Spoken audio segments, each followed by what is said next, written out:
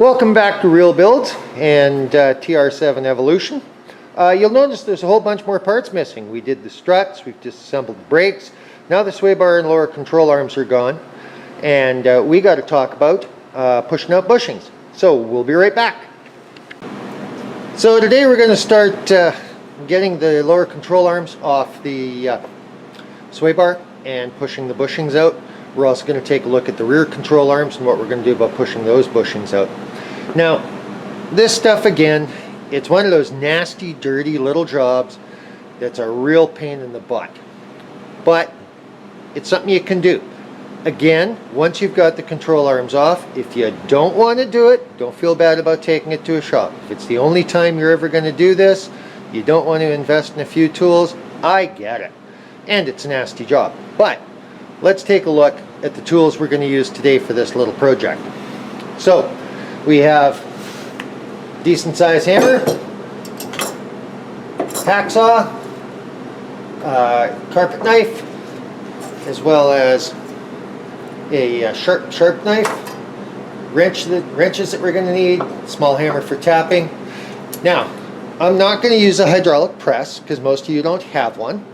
I'm going to be using this little gear puller that I got. Now this is just a chintzy little gear puller I got at a garage sale. Cost me about $5. Why am I not using my good gear puller? Because I lent it to a friend of mine who's still using it, and I'm getting tired of waiting, so I want to get this stuff apart. But this one will do the job for the most part.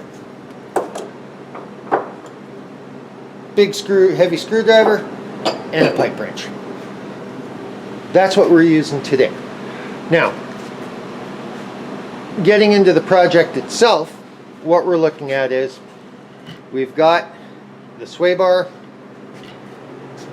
nicely in the vise with the lower control arm on it, and we're going to start getting into getting that little monster off. Now this is a bit of a pain.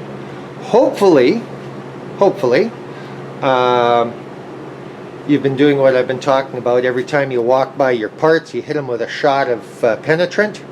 That gets the rubber free, it gets nuts and bolts free, and gives you a better shot at getting this done. So let's dive into it. First thing we have to do is finish getting the last bolt off the sway bar, which is the one right up here. And it's already been loosened. I loosened it on the car. So we're going to get that off.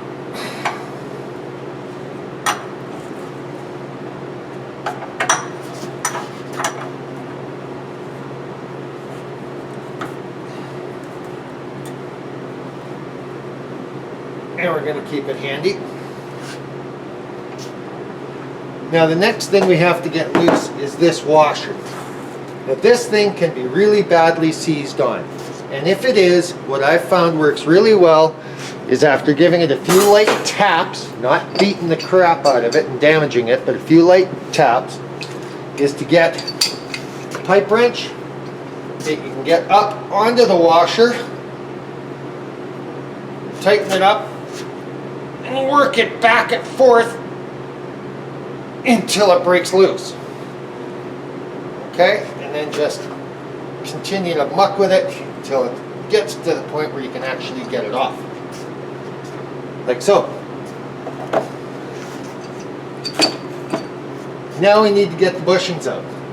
Now if you've been squirting it and doing what you're supposed to and getting it penetrated, you should be able to start to work just by working back and forth to get this upper one to bust loose.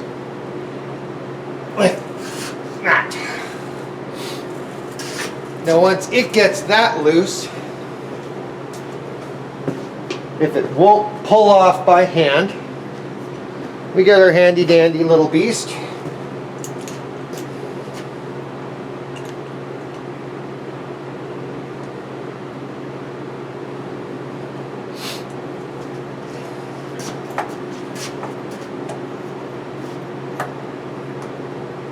And set it up.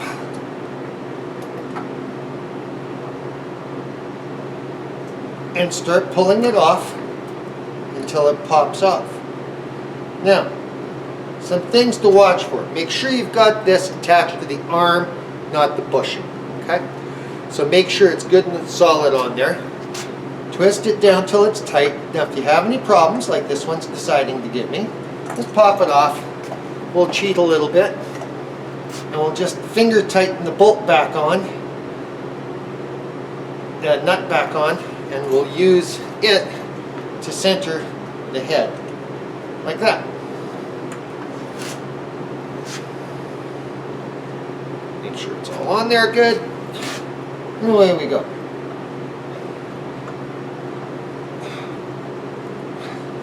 Now you'll be able to feel when it finally decides to get serious about letting go. There, I can feel it now. See?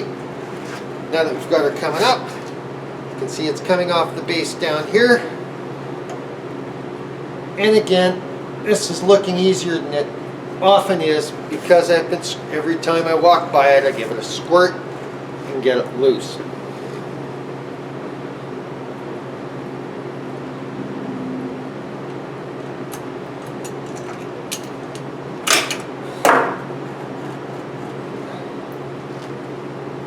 So, that is the sway bar bushing off, and now we'll just keep working this because this is a two-piece one until we can get it to come apart like that. Same on the other side, like that, and we have the front section of the control arm done. Now we get to the nastier stuff, and it's doing the back section. So we're going to take this out and get the control arm in the vise. Okay, now let's do the other end. And this end can be a little more of a bear. It's a one-piece bushing, it's got to be pushed through. So we're going to use the same tools, basically doing the same thing with it firmly attached in the vise. And remember, every time I walk by this thing, I squirt some penetrant on it, so hopefully that's helped. But we've got to push through the center here. And to make it easy to do that, I'm going to be using this bolt that I dug out of my bolt bin, and it's got a divoted head. So I'm going to stuff it in there like that, and that'll help center the puller that I'm using. And we repeat the process. Get her on there, like so. Spin it into place.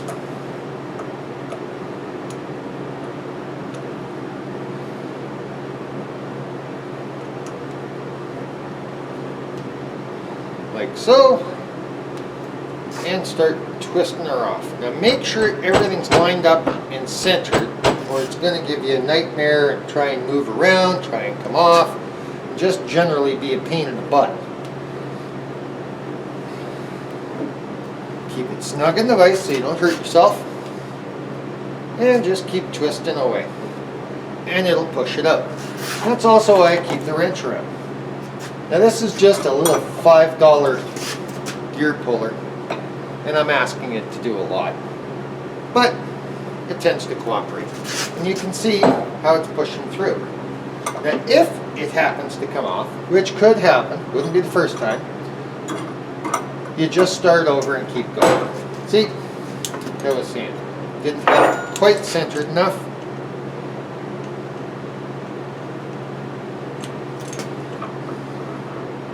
Got to get her on there so everything lines up really well.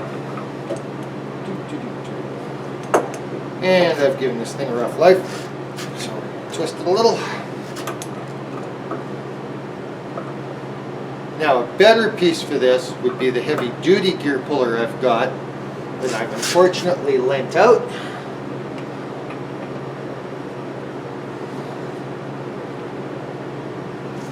Or better still, a hydraulic press, but I haven't got mine set up yet, and I want to get this project moving. So we make do.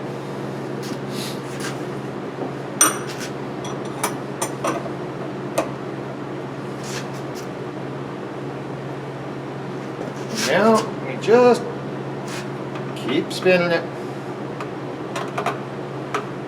And if you were here, you could hear the bushing starting to move. See, it's moving.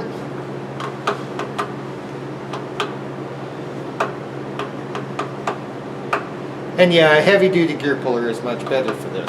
But gotta help a friend out when they need it.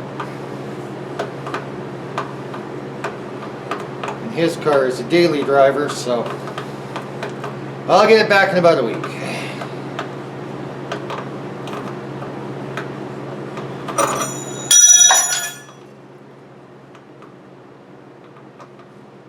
And you can see it's almost out now.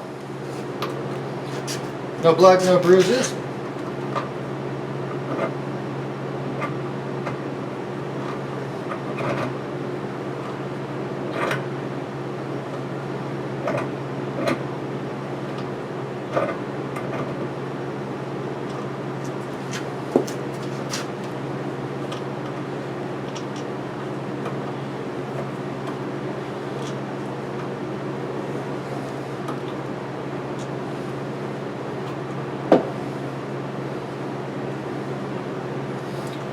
And come on.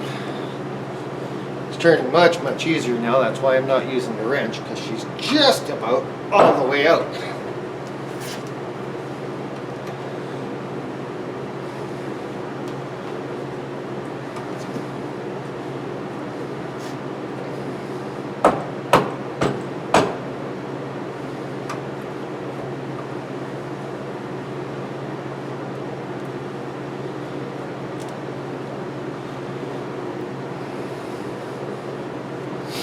Now we back it off.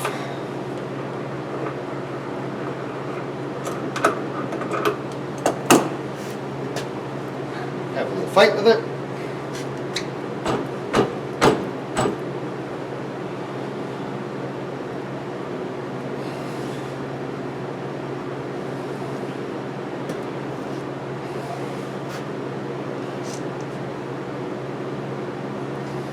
That's why we keep the big screwdriver and hammer around.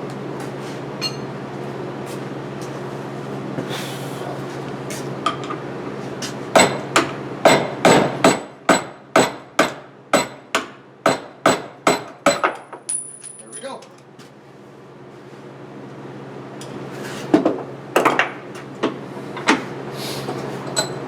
Now, no damage. Okay. When you have it in the vise, make sure you don't damage the control arm. And it's debushed, ready to be cleaned up. Now this one has really good ball joints in it. I'm not sure if I'm going to replace those. Those you get done. They need a hydraulic press to get them out and in properly. Or if you want to invest in the tool, that's also available. But the big job is done. The bushings are out. We take our nut and put it back on the sway bar.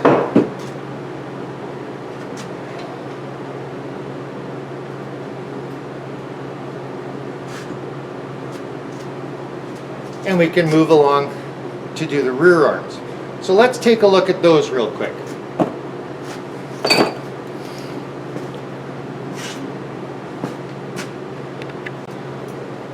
Now the upper rear control arms, you can see by these bushings, you basically do the same way.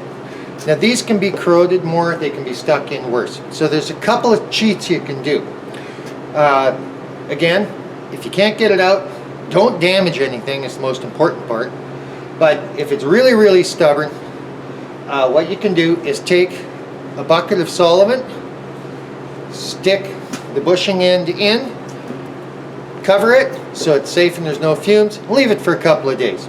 The solvent will work its way in, release a lot of the rust and corrosion and deteriorate the rubber and let you push it out easier. If that doesn't work, my first thing is to strongly recommend take it in and have it pushed out. You really don't want to damage these arms. When we put the new polyurethane bushings back in, they're probably going to be two-piece. They're real easy to put in, so you only got to go through this fight once. Now when it comes to the lower rear control arms,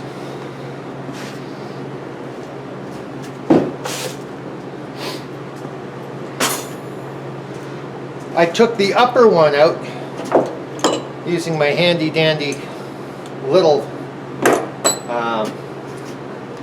gear puller, but this one doesn't want to come out and it's seized in there pretty good, So I'm either going to have to wait until I get my big gear puller back, or I'm going to take it in and get it pushed out. And I'm kind of leaning that way because I really want to start getting this stuff cleaned up.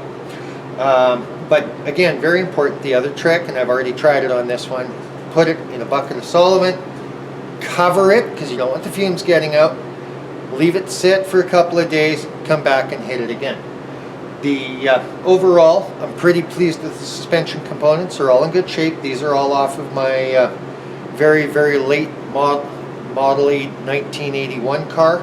It was actually registered as 1982, but it was a low mileage car, but it had sat for 30 years without turning a wheel. And I'm pretty pleased with the way everything's coming out. So that's the basics on getting the bushings out. Make sure you tag and mark everything as it comes apart. There is nothing worse than getting back into it and not being able to figure stuff out. So I'm going to continue. I still have a couple more bushings to push through, and I've given you the insights to it. I'm going to include some links to other YouTube channels that use little different techniques so that you can get some better ideas, some different ideas. But you don't need a lot to do this work, and it saves a bunch of bucks. But at the same time, if it's the only one you're ever going to do, you don't want to buy the tools. Don't feel bad about going in and getting them pressed out. So till we talk to you again soon, take care. Okay, popping back in just before we call it a day. One of the things we didn't get into because the bushing pushed out so easy was tricks and treats. The one, as I mentioned, is soaking the ends of the bush in solvent, and that allows the bushings to deteriorate. Do not, if you're reusing the ball joints, do not soak this in.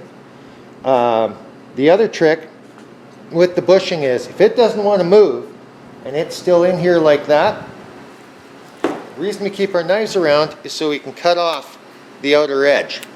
Okay, and that way when you're pushing it through, it makes it a little bit easier. And that's why I keep this one around, or one like this that's nice and sharp, and you can just give it a quick cut to get it level so there's not as much resistance getting it out. Now, using a bigger, better gear puller is always helpful. Didn't have mine here today, but a good sized one is always better. The other option, of course, is a hydraulic press. And if you go that route, don't feel bad about it. Some of these things can be in there like you'd swear they were never meant to come out. So, simple steps on getting this stuff done. In the links I'm going to attach, one of the presenters talks about soaking the bushing ends in gasoline. Don't do that. Gasoline's far too risky to be messing with. Use solvent, use it in a bucket that can contain the solvent safely to hold the ends in, and cover it. You don't want the fumes around. And I'm big on safety first, so I just want to reinforce that. So that's it for Real Builds today. Look forward to talking to you soon. And I'm going to go back to work and get the last of those bushings pushed out. And you guys have a great day.